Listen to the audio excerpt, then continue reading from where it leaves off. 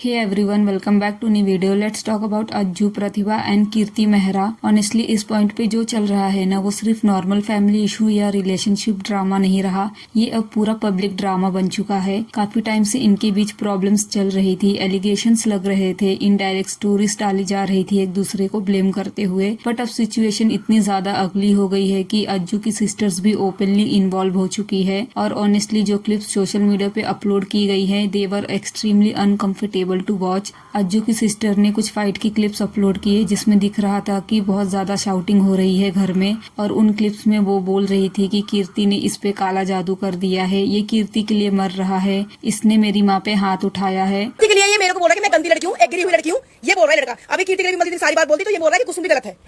भाई कीर्ति नॉस ले रही है, कीर्ति के लिए मर रहा है लड़का. मेरा भाई कीर्ति कुमार मर रहा है, कीर्ति का कीर्ति कुमार मर रहा है, कीर्ति कुमार. भाई साहब ये कीर्ति के लिए मेरी माँ पे सुबह हाथ उठाया. माँ कसम मम्मी तेरी वीडियो तुम्हें भी दिखा दे. मम्मी हाथ उठाया, अभी और देख. नाउ सी, यहाँ पे दो चीजें हैं. अगर सच में किसी पे हाथ उठाया गया है then obviously that is extremely serious and wrong. But at the same time बिना प्रॉपर प्रूफ के आपको सोशली ऐसे एलिगेशंस नहीं लगाने चाहिए. काला जादू जैसी चीजें पब्लिकली बोलना भी बहुत इररिस्पॉन्सिबल है. ये चीज बहुत वियर्ड लगती है कि पूरा ब्लेम सिर्फ एक ही पर्सन पे डाला जा रहा है. लाइक अज्जू कोई छोटा बच्चा नहीं है. ऐसा नहीं है कि उसको समझ नहीं आ रहा है कि वो क्या कर रहा है. अगर वो जेन्युइनली कीर्ति के साथ इमोशनली अटैच्ड है, इन्वॉल्व है, फ्रेंडशिप है या फिर जो भी है, देन उसकी भी उतनी ही अकाउंटेबिलिटी बनती है. आप सिर्फ ये नहीं बोल सकते कि हमारा भाई तो पहले ऐसा नहीं था, उस लड़की ने बिगाड़ दिया, उसने फंसा लिया, उसने काला जादू कर दिया. घर एक पर्सन अकेला नहीं तोड़ता. आप सिर्फ लड़की को ब्लेम नहीं कर सकते हो. दूसरी साइड अज्जू भी अपनी सिस्टर्स को बोलता हुआ दिखा कि ये अपने ससुराल में नहीं रहती, ये अपने पेरेंट्स के घर पे ही रहती है, इनसे सब तंग आ गए हैं. उसने एक स्नैप में स्टोरी भी डाली जिसमें ही रोट, जिस घर में बहनों की चलती है उस घर का नाश हुआ है, आज तक ये दुनिया बोलती आई है. And honestly that statement was also very problematic. ये जो टिपिकल माइंडसेट होता है ना कि शादी के बाद लड़की का अपने पेरेंट्स के घर पे रहना समहाउ शेमफुल है, दैट इज जस्ट रॉन्ग. मतलब why can't daughter stay at her own parents house without being judged. Ajju का ये भी कहना है कि उसकी सिस्टर्स ये सब प्रॉपर्टी के लिए कर रही है. सब लोग एक दूसरे पे एलिगेशंस लगाए जा रहे हैं, पीछे हटने को कोई रेडी नहीं है. और यही चीज दिखाती है कि यहाँ पे सब लोग ईगो और गुस्से से रिएक्ट कर रहे हैं, बट कोई प्रॉपरली सिचुएशन को मैच्योरली हैंडल नहीं कर रहा.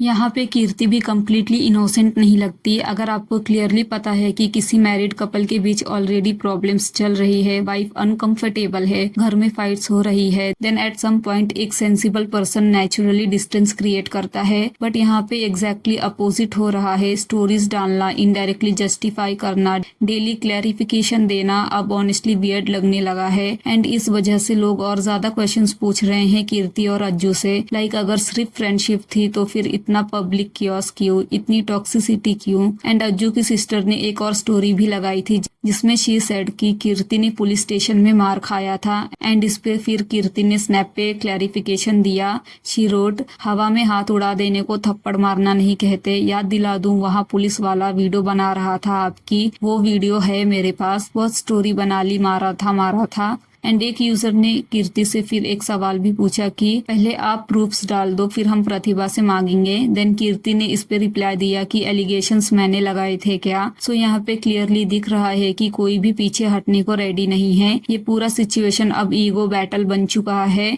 कीर्ति पीछे नहीं हट रही, अज्जू भी नहीं एंड प्रतिभा भी नहीं. सबसे डिस्टर्बिंग चीज ये है कि अज्जू एंड प्रतिभा का एक छोटा बेटा है जिसका नाम वायु है. एंड जब ये फाइट चल रही थी वो वहीं पे था.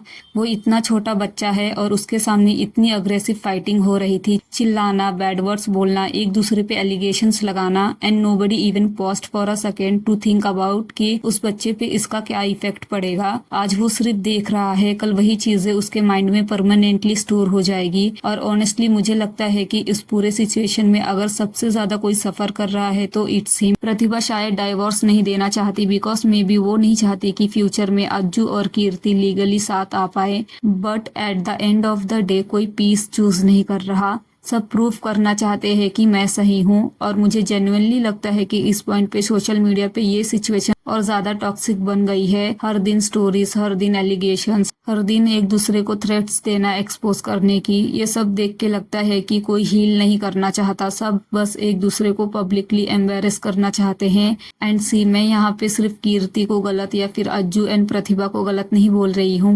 मुझे लगता है कि इस सिचुएशन में सबने कहीं ना कहीं रॉन्ग डिसीजंस लिए हैं। बट हाँ, अकाउंटेबिलिटी सबकी होनी चाहिए। सिर्फ एक लड़की को विलन बना देना इजी है, बट रियलिटी यूजुअली उतनी सिंपल नहीं होती। सो या that's it for this video. You guys let me know what you think about this whole situation. Do you think only Kirti is being blamed unfairly, या फिर आपको लगता है कि इक्वली सब रिस्पॉन्सिबल है? And most importantly, what about वायु? Because honestly मुझे लगता है कि इस पूरे कियोस में उसके बारे में सबसे कम सोचा जा रहा है।